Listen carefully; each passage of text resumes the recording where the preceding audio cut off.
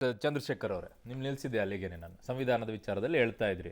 ಹಾಗಾಗಿ ಸಂವಿಧಾನ ವಿಚಾರದಲ್ಲಿ ಭಾರತೀಯ ಜನತಾ ಪಾರ್ಟಿಯ ಸ್ಟ್ಯಾಂಡು ಬಹಳವಾದ ಸ್ಪಷ್ಟ. ಸೋಮಣ್ಣ ಅವರ ಸ್ಟ್ಯಾಂಡ್, ಪೂಜಾ ಭಾವನೆಯಿಂದ ಮೋದಿ ಅವರು ಬಹಳಷ್ಟು, ನಾನು ಹೇಳ್ತಾ ಇದ್ದೀನಲ್ಲ, ಪಾರ್ಟಿ ಸ್ಟ್ಯಾಂಡು ತುಂಬಾ ಕ್ಲಿಯರ್ ಆಗಿದೆ. ಸೋಮಣ್ಣ ಅವರ ಸ್ಟ್ಯಾಂಡ್ ಡಿಫರೆಂಟ್. ಅನಂತ್ ಕುಮಾರ್ ವಿಷಯದಲ್ಲೂ ಹೇಳಿದ್ವಿ. ಅಲ್ಲ, ಸೋಮಣ್ಣ ಅವರ ಸ್ಟ್ಯಾಂಡ್ ಎಲ್ಲರ ವಿಚಾರದಲ್ಲೂ ಅಭಿಪ್ರಾಯವನ್ನ ಕೊಟ್ಟು ಕೆಟ್ಟರು. ಎಲ್ಲರ ವಿಚಾರದಲ್ಲೂ ಅದನ್ನೇ ಹೇಳ್ತಾ ಇರ್ತಕ್ಕಂಥದ್ದು. ಪಾರ್ಟಿ ಸ್ಟ್ಯಾಂಡು, ನಾವು ಸಂವಿಧಾನಕ್ಕೆ ಅತ್ಯಂತ ಗೌರವ ಕೊಡ್ತೇವೆ. ಬಿಜೆಪಿ ಇರೋವರೆಗೂ ಕೂಡ ಈ ಸಂವಿಧಾನಕ್ಕೆ ಇದೇ ಗೌರವ, ಇದೇ ಮನ್ನಣೆ ಇದ್ದೇ ಇರುತ್ತೆ. ಅದಕ್ಕೆ ಅವ್ರ ಟಿಕೆಟ್ ತಪ್ಪಿತು.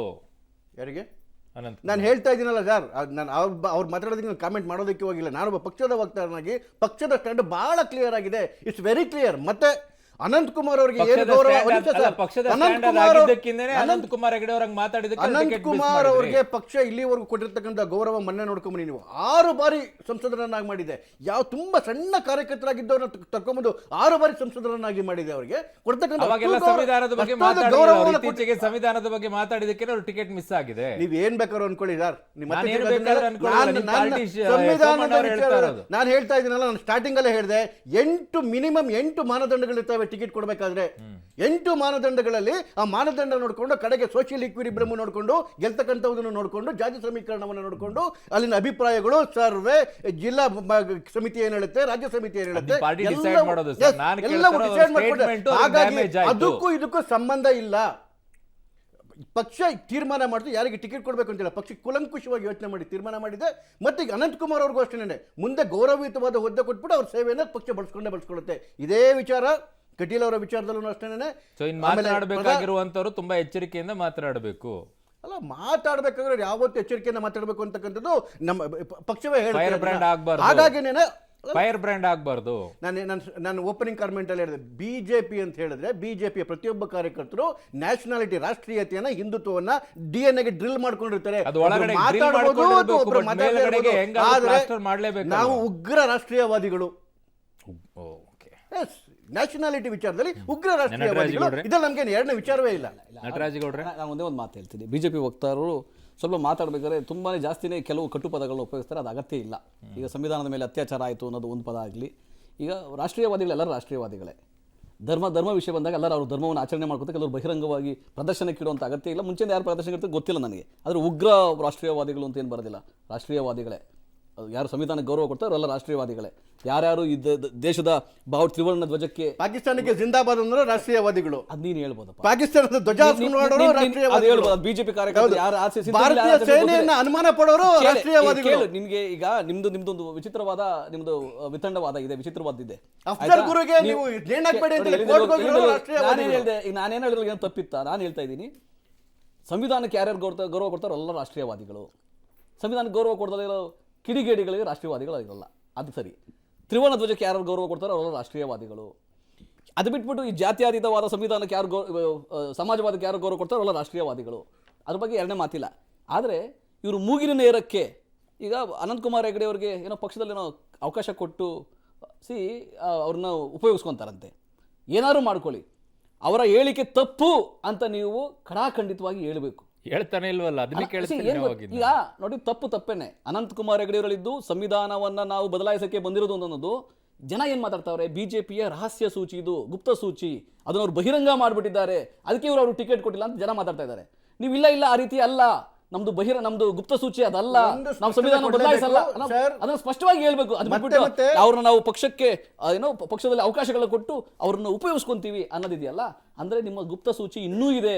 ಸಂವಿಧಾನದ ಮೇಲೆ ನೀವು ಬಾಯಲ್ಲಿ ಮಾತಾಡ್ತೀರಾ, ನಿಮ್ಮ ನಡೆಯಲ್ಲಿ ಒಂದು ಬೇರೆ ಇದೆ, ನುಡಿನಲ್ಲಿ ಬೇರೆ ಇದೆ ಅಂತ ಜನ ಅನುಮಾನವನ್ನು ಪಡ್ತಾರೆ. ಸಂವಿಧಾನ ಗೌರವ ಕೊಡುವಂತವ್ರಿಗೆ ಅಪಘಾತ ಆಗುತ್ತೆ. ಅನಂತ್ ಕುಮಾರ್ ವಿಚಾರದಲ್ಲೇ, ಸಂವಿಧಾನದ ವಿಚಾರದಲ್ಲೇ ಹೇಳ್ತಾ ಇದ್ದೀನಿ. ಸ್ವಲ್ಪ ಏನಾದ್ರೂ ಸಾಮಾನ್ಯ ಜ್ಞಾನ ಇದ್ರೆ ಸ್ವಲ್ಪ ಅವ್ರು ಏನು ಹೇಳಿದ್ದಾರೆ ಅಂತ ತಿಳ್ಕೊಂಡ್ಬಿಟ್ಟು ಬರ್ಬೇಕು. ಅನಂತ್ ಕುಮಾರ್ ಅವ್ರು ಹೇಳಿದ್ದು ಕಾಂಗ್ರೆಸ್ ಹಲವಾರು ಬಾರಿ ತಿದ್ದುಪಡಿ ಮಾಡಿ ವಿರೂಪಗೊಳಿಸಿದ್ರೆ, ಆ ವಿರೂಪಗೊಳಿಸಿದ್ರೆ ಸರಿ ಮಾಡ್ತೀನಿ ಅಂತ ಹೇಳಿ. ತಿದ್ದುಪಡಿ ಗಂಗಾಧರ ಮೂರ್ತಿಯವರೇ, ಫೈನಲ್ ಕನ್ಕ್ಲೂಷನ್ ಬರೋದಾದ್ರೆ, ಹಿಂದುತ್ವದ ವಿಚಾರದಲ್ಲಿ ನೀವು ಆಗಲೂ ಕೂಡ ಹೇಳ್ತಾ ಇದ್ರಿ, ಅದನ್ನ ಸ್ವಲ್ಪ ಬದಲಾವಣೆಯನ್ನ ಬಿಜೆಪಿ ಮಾಡ್ಕೊಂಡಂತೂ ಸ್ಪಷ್ಟವಾಗಿ ಈ ಚುನಾವಣೆಯಲ್ಲಂತೂ ಕಾಣಿಸ್ಕೊಳ್ತಾ ಇದೆ ಅನ್ನೋದರ ಕ್ಲಾರಿಟಿ ಅಂತೂ ಈಗಿದೆ ಸ್ಪಷ್ಟವಾಗಿ. ಇಲ್ಲ, ಖಂಡಿತವಾಗ್ಲೂ. ಇಲ್ಲಾಂದ್ರೆ ಸೋಮಣ್ಣ ಅವ್ರು ಹಂಗೆ ಹೇಳ್ತಾ ಇರಲಿಲ್ಲ. ನಿಮಗೆ ಪ್ರತಿ ಚುನಾವಣೆಯಲ್ಲೂ ಕೂಡ ಅವರು ಬದಲಾವಣೆಯನ್ನ ತಂದಿದ್ದಾರೆ. ಅವರ ಪಕ್ಷದ ವಿಚಾರದಲ್ಲೂ ತಂದಿದ್ದಾರೆ, ಅಭ್ಯರ್ಥಿಗಳ ವಿಚಾರದಲ್ಲೂ ತಂದಿದ್ದಾರೆ. ಮತ್ತು ಕೆಲವು ಸಲ ವ್ಯಕ್ತಿಗಳದ್ದು ನಡೆದಿರುತ್ತೆ. ಒಂದು ಸ್ವಲ್ಪ ದಿವಸ ಇದರಿಂದ ಯಡಿಯೂರಪ್ಪ ಆಗುವಂತ ಲಾಭ ಬದಲಾವಣೆ ಚುನಾವಣೆ ಗೆಲ್ಲೋದಷ್ಟೇ ಅವ್ರದ್ದು ಇಂಪಾರ್ಟೆಂಟ್. ನೀವು ಈ ಅಭ್ಯರ್ಥಿ ಈಗ ಅನೇಕ ಜನರು ಬಿಜೆಪಿ ಅಂದ್ರೆ ಹಿಂದುತ್ವಕ್ಕೋಸ್ಕರ ನಾವು ಓಟ್ ಹಾಕ್ತೀವಿ ಅನ್ನೋದು ಬಹಳಷ್ಟು ಜನ ಗ್ರೌಂಡ್ ಅಲ್ಲಿ ಅದು ಕಾಣಿಸ್ತಾರೆ. ಫಿಕ್ಸ್ ಅದು. ಅದನ್ನು ಉಗ್ರವಾಗಿ ಅಂಥವ್ರು ಈ ಇಲ್ಲ, stand ಕೇಳಿ ಒಂದು ಅಲ್ಲಿ ನಿಮಿಷ. ಕೊಂಡಾಗ? ಅದನ್ನ ಈಗ ಅವ್ರು ಅರ್ಥಕೊಂಡಿರೋದೇನಂದ್ರೆ ಉಗ್ರವಾಗಿ ಮತ್ತು ಇನ್ನೆಲ್ಲೋ ಅಗ್ರೆಸಿವ್ ಆಗಿ ಮಾತಾಡೋದ್ರಿಂದ ನಮ್ಮ ಹಿಂದುತ್ವದ ಬ್ರ್ಯಾಂಡ್ ಏನಿದೆಯಾ ಅದನ್ನು ಕಳಿಯೋಕ್ಕಾಗಲ್ಲ. ಅದು ಹೋಗೋದು ಬೇರೆ ರೀತಿ ಡ್ಯಾಮೇಜ್ ಆಗುತ್ತೆ ಅನ್ನೋ ಕಾರಣಕ್ಕೆ ಅವರು ಈ ನಿಲುವಿಗೆ ಬಂದಿರ್ತಾರೆ ನನ್ನ ಅಭಿಪ್ರಾಯ ಪ್ರಕಾರ. Okay. ಹಾಗಾಗಿ ಈಗೇನು ಗೊತ್ತಾ, ಅವರು ಚುನಾವಣೆ ಎದುರಾಳಿಗೆ ಒಂದು ಅಸ್ತ್ರ ಆಗಬಾರ್ದು ಅಷ್ಟೇ. ಯಾವ ವ್ಯಕ್ತಿ ಚುನಾವಣೆಗೆ ಹೋಗ್ತಾನೆ ಆ ಚುನಾವಣೆ ಸಂದರ್ಭದಲ್ಲಿ ನನ್ನ ವೀಕ್ನೆಸ್ಸು ಅವನ ಅಸ್ತ್ರ ಆಗಬಾರ್ದು. ನನ್ನ ವೀಕ್ನೆಸ್ ಇಲ್ದಂಗೆ ಹೋಗಿ ಚುನಾವಣೆಗೆ ನಿಂತ್ಕೋಬೇಕು. ನಾನು ಚುನಾವಣೆಗೆ ಒಳಗಡೆ ಹೋಗ್ತಾ ಇದ್ದಂಗೆ ಪಾಸಿಟಿವ್ ಎನರ್ಜಿ ಸ್ಟಾರ್ಟ್ ಆಗಬೇಕು.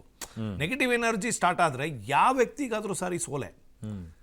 ಈ ಕಳೆದ ಬಾರಿ ನಾವು ನೋಡಿದ್ದೀವಿ, ಕಾಂಗ್ರೆಸ್ JDS ಅಲಯನ್ಸ್ ಆದ ಸಂದರ್ಭದಲ್ಲಿ ಪ್ರಾರಂಭದಲ್ಲೇ ಶುರುವಾಗಿತ್ತು ನೆಗೆಟಿವ್. ಹೌದು, ಕಾಂಗ್ರೆಸ್ಸಿನ ಕೆಲವು ನಾಯಕರ ಹೇಳಿಕೆಗಳು ಮತ್ತು ನಮ್ಮಲ್ಲಿರ್ತಕ್ಕಂಥ ಗೊಂದಲಗಳು ಎಲ್ಲವೂ ಸೇರಿ ಆ ಮೈತ್ರಿನಲ್ಲಿದ್ದಂಥ ಗೊಂದಲಗಳು ಮತ್ತು ಆ ಸಮನ್ವಯ ಸಮಿತಿಯಲ್ಲಿದ್ದಂಥ ಗೊಂದಲಗಳು ಇವೆಲ್ಲವೂ ನೆಗೆಟಿವ್ ಆಗಿ ಸ್ಟಾರ್ಟ್ ಆಗಿಬಿಟ್ಟಿತ್ತದು. ಅದನ್ನು ಭಾರತೀಯ ಜನತಾ ಪಾರ್ಟಿ ಅದ್ಭುತವಾಗಿ ಉಪಯೋಗಿಸ್ಕೊಂತು 25ಕ್ಕೂ ಹೆಚ್ಚು ಸೀಟ್ನ ಗೆಲ್ತು. ಕಾಂಗ್ರೆಸ್ 1 JDS 1 ಬಂದ್ವಿ. ಅದರ ಪರಿಣಾಮ ಇವತ್ತು ಭಾರತೀಯ ಜನತಾ ಪಾರ್ಟಿ ಚುನಾವಣೆಗೆ ಹೋಗೋದಕ್ಕಿಂತ ಮುಂಚೆ ಅಲಯನ್ಸ್ ಪೊಲಿಟಿಕ್ಸ್ ಒಂದು ಭಾಳ ದೊಡ್ಡ ಹೆಜ್ಜೆ ಇಟ್ಟಿದೆ. ಅದರ ಲಾಭಗಳು ಹೇಗಿದ್ದಾವೆ ಅಂತ ಅವರು ಸರ್ವೆ ಮಾಡಿಸಿ ಅದನ್ನು ಇಟ್ಟಿದ್ದಾರೆ. ಸೆಕೆಂಡ್ನೇದಾಗಿ ಈ ಥರದ ವಿಚಾರಗಳಲ್ಲಿ ಅಗ್ರೆಸಿವ್ ಆಗಿ ಮಾತಾಡಿ ಸಂವಿಧಾನ, ಪಾರ್ಲಿಮೆಂಟು ಮತ್ತೊಂದು ವಿಚಾರಕ್ಕೆ ಕಾಂಗ್ರೆಸ್ಗೆ ಅಸ್ತ್ರನೇ ಆಗಬಾರ್ದು ಅಂತ ಅದೊಂದು ಕ್ಲೋಸ್ ಮಾಡಿದ್ದಾರೆ. ಅಲ್ಲ ನಾನೇನ್ ಅನ್ಕೊಂಡೆ ಮತ್ತೆ ಅಂದ್ರೆ ಕುಟುಂಬದ ರಾಜಕಾರಣ ನಾನೇನ್ ಅನ್ಕೊಂಡೆ ಅಂದ್ರೆ ಜಾತ್ಯತೀತ ಜನತಾದಳ ಜೊತೆಗೆ ಸೇರ್ಕೊಂಡ ತಕ್ಷಣ ಒಂಚೂರಾದ್ರೂ ಬಿಜೆಪಿ ಜಾತ್ಯತೀತ ಅನ್ನೋದು ಒಂಚೂರು ಟಚ್ ಆಯ್ತೇನೋ ಅಂತ ಅನ್ಕೊಂಡೆ. ಹಂಗೇನು ಅನಿಸಿಲ್ಲ. ಅದಕ್ಕೋಸ್ಕರ ಫೈರ್ ಬ್ರ್ಯಾಂಡ್ ಹಿಂದುತ್ವಗಳನ್ನೆಲ್ಲ ಸ್ವಲ್ಪ ಸೈಡ್ ಲೈನ್ ಮಾಡಿದ್ರೇನೋ ಅಂತ ಹೇಳಿ. ನಮ್ಮ ಜೊತೆ 83ರಿಂದ 85ವರೆಗೂ ನಮ್ಮ ಜೊತೆ ಇದ್ರು. 18 ಸೀಟ್ ಗೆದ್ದು ನಮ್ಗೆ ಸಪೋರ್ಟ್ ಮಾಡಿ ನಮ್ಮ ಜೊತೆಲಿ ಇದ್ರು ಭಾರತೀಯ ಜನತಾ ಪಾರ್ಟಿ. ಅವತ್ತೇನು ಶಕ್ತಿ ಇರಲಿಲ್ಲ. ಹಾಗಾಗಿ ನಾವು ಶಕ್ತಿ ವೃದ್ಧಿಸ್ಕೊಳ್ಳೋಕ್ಕೋಸ್ಕರ ಯಾರು ಪ್ರಬಲ ಪಾರ್ಟಿ ಇತ್ತೋ ಅವತ್ತು ಅವ್ರ ಜೊತೆ ಇದ್ರು.